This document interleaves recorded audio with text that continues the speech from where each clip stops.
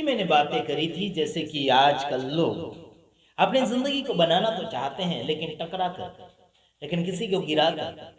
बीते दिनों में हमने देखा था कि पास्टर बजेंद्र सिंह के पीछे काफी लोग लगे हुए थे। साथ ही साथ हमने भी कई बातों पर विरोध भी किया।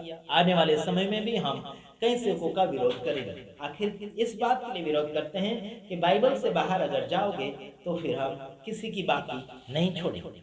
वो भी हम उन्हें नाश करने के लिए बिल्कुल नहीं कहेंगे, उनको बर्बाद करने के लिए हम बिल्कुल नहीं कहेंगे, लेकिन उनका काम सत्य है तो उसमें सपोर्ट भी करेंगे। अगर गलती के ऊपर गलती मिलती चली जाती है तो उन्हें कहेंगे कि आपको हम रोकने की कोशिश करेंगे।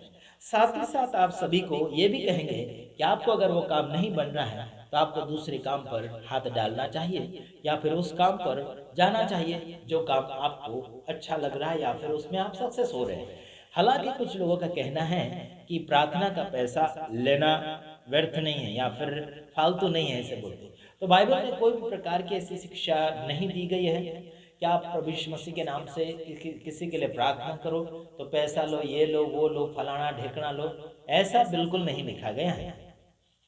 साथ ही साथ आप सभी को मैं ये भी कहना चाहता हूँ कि क्या बोलना चाहिए कि लोगों को सही मार्गदर्शन में ले जाओगे। अगर आप सही होंगे तो सही मार्गदर्शन के ऊपर लेकर चले जाओगे।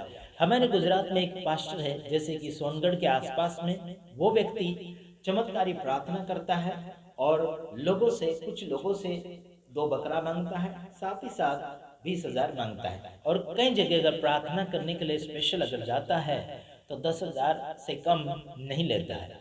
तो आखिर मैं आपको कहना चाहता हूँ, कुछ लोग ऐसे हैं 500 वाली प्रार्थना, 1000 वाली प्रार्थना, 25,000 वाली प्रार्थना, 50,000 वाली प्रार्थना, 1 लाख रुपए वाली प्रार्थना भी कर रहे हैं।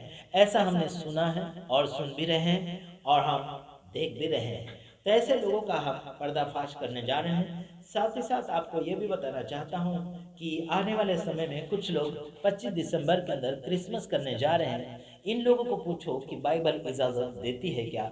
अगर नहीं देती है तो अपनी मर्जी से अगर तुम कर रहे हो तो तुम्हारा नाम चोर की गिनती में आएगा और तुम चोरों को प्रभु यीशु मसीह जब सजा देगा, हम उसमें कोई भी प्रकार की जमानत आपकी नहीं कर सकते।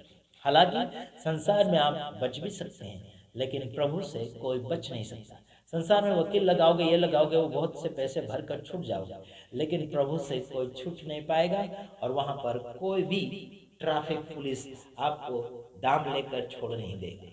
समझ रहे? याद रखना, जिंदगी को अगर बना रहे हैं तो सही लोगों को सिखाओ और आगे की ओर बढ़ो। प्रभु आप सबको सलामती दे। बस इतना ही। God bless you. आमीन।